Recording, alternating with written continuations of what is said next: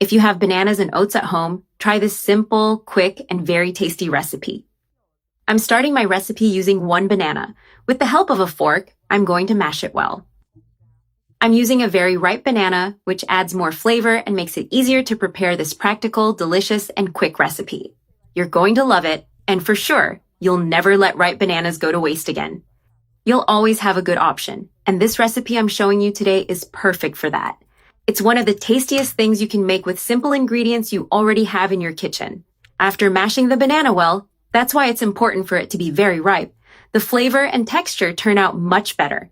When the banana is very ripe, it's sweeter, and that greatly improves the final result. Now I'm adding the oats. I'm using about 2 cups of rolled oats. If you notice that you need more banana to get the right texture, feel free to add more as needed. Mix the oats well with the banana until you get a smooth and well-blended dough.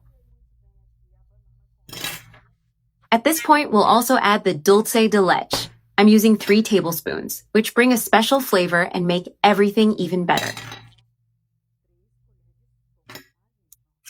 Let's incorporate the dulce de leche, which not only adds flavor, but also helps give the mixture consistency. Now it's time to mix all the ingredients, the banana, the oats, and the dulce de leche.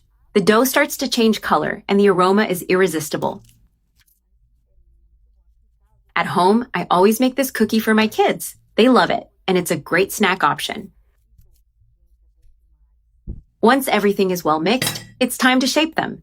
Take a portion of the dough with your hands and start forming the cookies. Shape them the way I'm showing, into small discs. Repeat this process with all the oat dough. I've already formed all the cookies and placed them on the tray. Now I'm adding a drizzle of olive oil to grease it well. Use a kitchen brush to spread the oil all over the bottom and also the sides of the tray, making sure nothing sticks.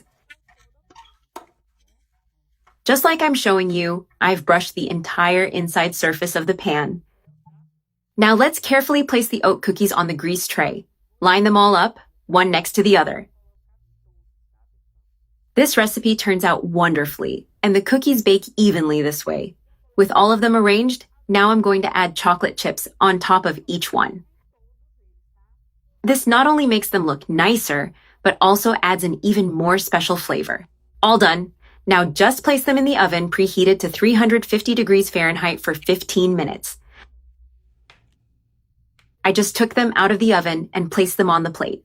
My banana oat cookies are ready, and they turned out delicious with an incredible texture.